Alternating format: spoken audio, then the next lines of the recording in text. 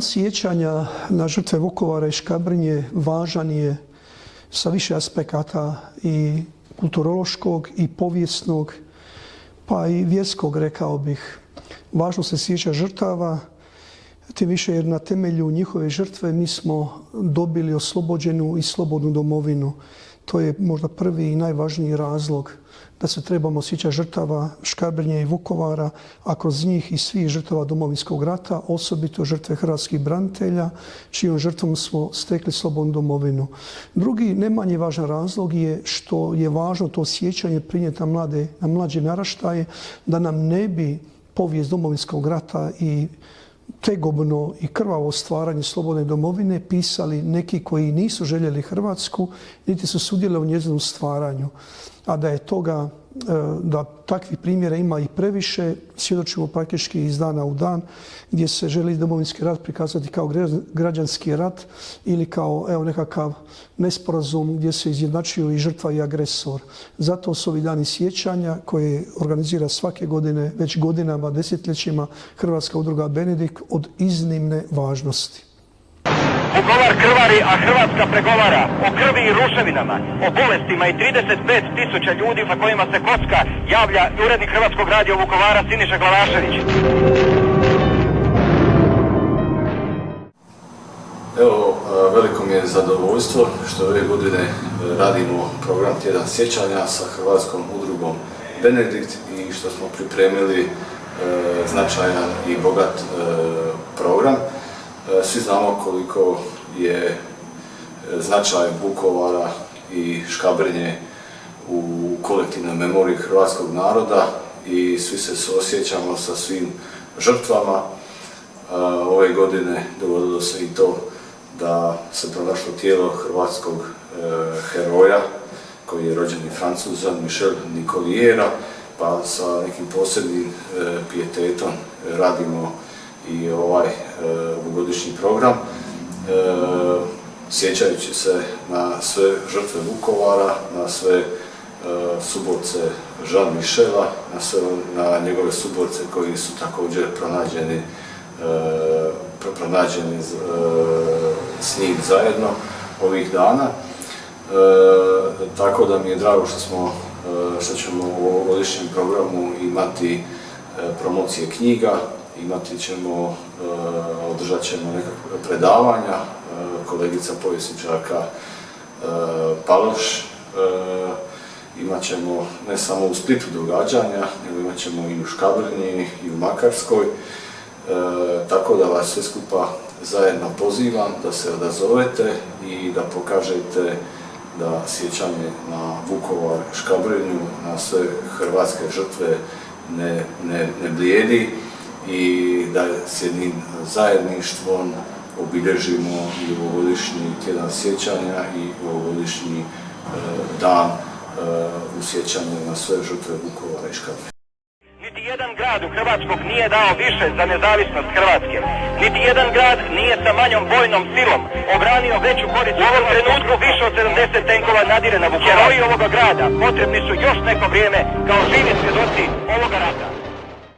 Drago mi je da i ovu godinu po 12. put mogu sudjelovati u manifestaciji Dana sjećanja na Vukovar i Škabrnju koju provodi Hrvatska udruga Benedikt.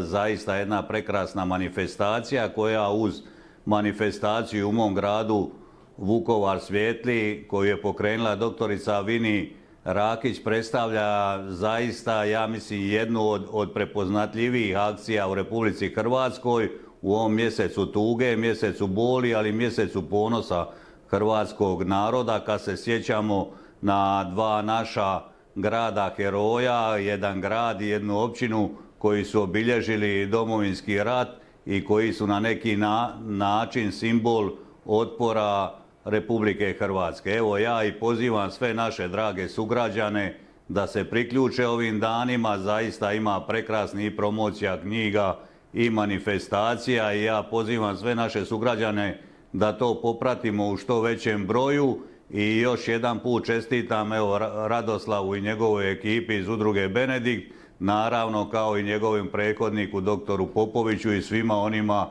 koji su ovu akciju pokrenuli i nadam se da ćemo svi mi županija Splitsko-dalmatinska svakako pratiti je do kraja i da ćemo i dalje nastaviti. Dragi članovi i prijatelji Hrvatske udruge Benedikt, u Splitu počinje društveno-kulturna manifestacija Tjedan sjećanja na Vukovar i Škabrnju, 12. po redu koju Hrvatska udruga Benedikt od 2012. godine organizira u Splitu i diljem naše Splitsko-dalmatinske županije. Ove godine zadovoljstvo nam je istaknuti da nam je suorganizator i partner organizacije Muzej Domovinskog rata u Splitu. Naša misija je čuvati uspomenu na Domovinski rat i promicati vrijednosti zajedništva, domoljublja i ponosa. Mi djelujemo kulturom, ali i vjerom, nadom i zajedništvom. Svečano otvorenje manifestacije biti će u petak 7. studenog u 19 sati u dvorani Dominikanskog samostana u Splitu. Tom prigodom predstavit će se 2 izdanja Hrvatskog memorijalno-dokumentacijskog centra Domovinskog rata. Knjiga 26, dokumenti o agresiji Jugoslavenske narodne armije i srpskih paravojski na Vukovar 1991. godine, kao i knjiga autorice Julije Jančec, Međimurska policija u obrani Vukovara. Knjige će predstaviti djelatnice centra, doktorice znanosti Ana Holjevac-Tuković i Julija Barunčić-Pletikosić, zajedno sa ravnateljem Hrvatskog memorijalnog centra Domovinskog rata, profesorom doktorom znanosti Antom Nazorom. Tijekom 10-dnevnog programa održat će se brojni kulturni, obrazovni i duhovni sadržaji. U subotu 8. studenog u 18 sati održat će se sveta misa za sve poginule u Domovinskom ratu u župi Svete obitelji na Sukoišanu. U 19 sati u Splitskoj katedrali održat će se koncert duhovne glazbe starih hrvatskih skladatelja u čast obljetnice 1100 godina Hrvatskog kraljevstva. Manifestaciju nastavljamo u ponedjeljak u Makarskoj u dvorani glazbene škole gdje u 18 sati predstavljamo knjigu doktora znanosti Tihomira Rajčića Krivnja Srbije za Prvi svjetski rat. U utorak 11. studenog u Nadbiskupskom sjemeništu u Splitu u Velikoj dvorani održat će se glazbeno-scenska večer Hrvatska je riječ koju naučih od majke, na kojoj sudjeluju učenici 18 škola Splitsko-dalmatinske županije i 1 škola iz grada Vukovara. U srijedu 12. studenog u galeriji Muzeja Domovinskog rata u Splitu doktorica znanosti Andrijana Perković-Paloš održat će predavanje o operaciji Labrador i pokušaju diskreditiranja Hrvatske 1991. godine. Četvrtak i petak u organizaciji Muzeja Domovinskog rata u Splitu održat će se premijere dokumentarnih filmova Magistrala ratnog zločina Logor Knin i isto tako u petak Zora nad Mostarom dokumentarni film i njezina strana priče Dalmacija. Hrvatska udruga Benedikt u četvrtak 13. studenog gostuje u Škabrnji gdje u osnovnoj školi otvaramo u 18 sati izložbu Dalmatinci i razvoj europske kulture, također povodom obljetnice 1100 godina Hrvatskog kraljevstva.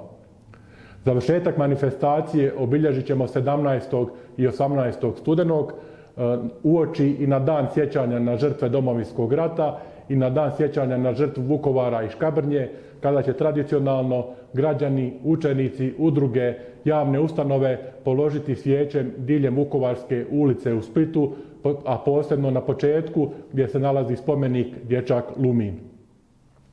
To je čin molitve, zajedništva i zahvalnosti prema svima onima koji su položili svoje živote na oltar domovine. Tjedan sjećanja organiziraju Hrvatska udruga Benedikt i Muzej Domovinskog rata u Splitu zajedno sa Družbom braća Hrvatskog zmaja i Makarskim ogrankom Matice Hrvatske. Program financijski podržavaju Splitsko-dalmatinska županija, Ministarstvo kulture i medija Republike Hrvatske, općina Postrana i općina Škabrnja. Pozivamo vas sve, pridružite nam se u danima sjećanja i ponosa, da zajedno čuvamo uspomenu na Vukovar i Škabrnju, naše simbole boli, ponosa, ali i pobjede. Vidimo se na 12. tjednu sjećanja na Vukovar i Škabrnju.